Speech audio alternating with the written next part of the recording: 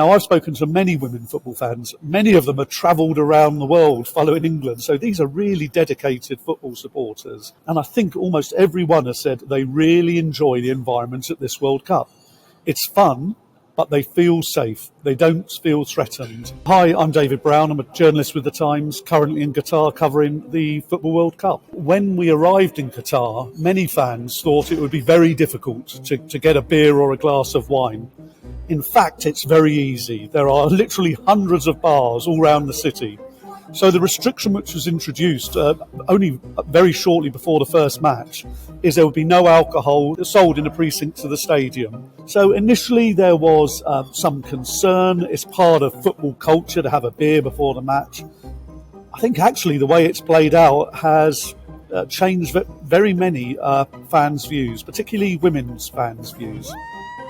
Now, I've spoken to many women football fans. Many of them have travelled around the world following England. So these are really dedicated football supporters. And I think almost everyone has said they really enjoy the environment at this World Cup. It's fun, but they feel safe. They don't feel threatened. You know, I've met people who've brought actually quite young children along who've had a great time. But it's not the traditional England football experience. The singing, the jumping, the chanting, that isn't there. And so maybe some of that sort of colour has gone away and younger traditional supporters maybe miss that.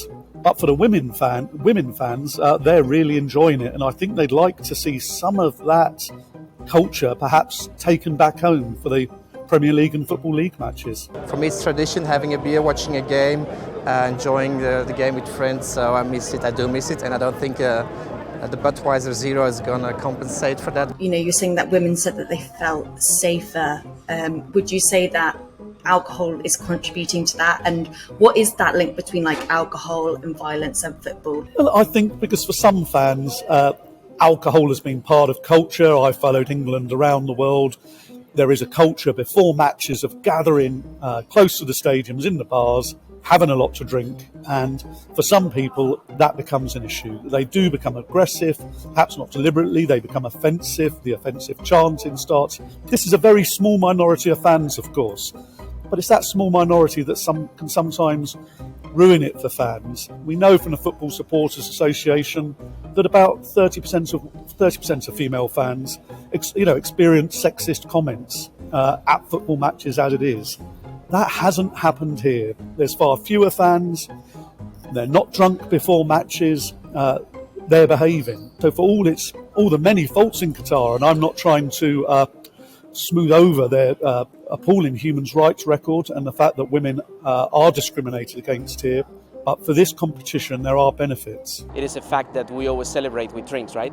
So I think it can make some of a difference, but it is not a critical fact. There's been a lot of international criticism about Qatar's sort of like discrimination against women and things like that, which is sort of contrasts a lot with what you're hearing from the fans. We're not seeing the real Qatar. We're seeing the Qatar under FIFA, the World Cup football organisation. I've only been here for a couple of weeks. I'm sure if I came back 2 weeks after the World Cup, it might be different. The Foreign Office guidance is to wear trousers, to cover your shoulders. There's many fans who aren't doing that. The police are looking on and there has been no issue. But it might be 3 weeks' time when we all go home, those restrictions will come back. So it's a different environment. We have fan parks where people are allowed to, in the evening, to drink alcohol outside. That would be unimaginable before the start of the World Cup, and I suspect it will be not in place when we all go home. So let's not try to pretend that this is traditional Qatari culture. There's not a lot of shouting or anything. I think it's for the betterment. It's the future, maybe. Have you been speaking to male football fans? Have they been saying similar things? Or? Well, that's been really interesting, yes. Those people who are complaining that beer wasn't available around the stadium are now saying it doesn't really matter. We can have a couple of beers in the bars beforehand, we get there, and they can drink on into the evening. Chief Constable Mark Roberts, who is the National Police Chiefs Council's football liaison officer, he's over here. And he's saying that the UK government should draw on the experiences here and not liberalise the drinking laws at stadiums in the UK At present, you're not allowed to drink in sight of the pitch. The government is reviewing whether that should be maintained. And Roberts is saying the atmosphere he's seen over here, the lack of hooliganism, not a single England or Wales fan arrested, shows that the status quo should be maintained. You know, Joe, having said all of that some of the atmosphere has gone. The sort of larks, the fun, it's very straight. There's a little bit less colour here.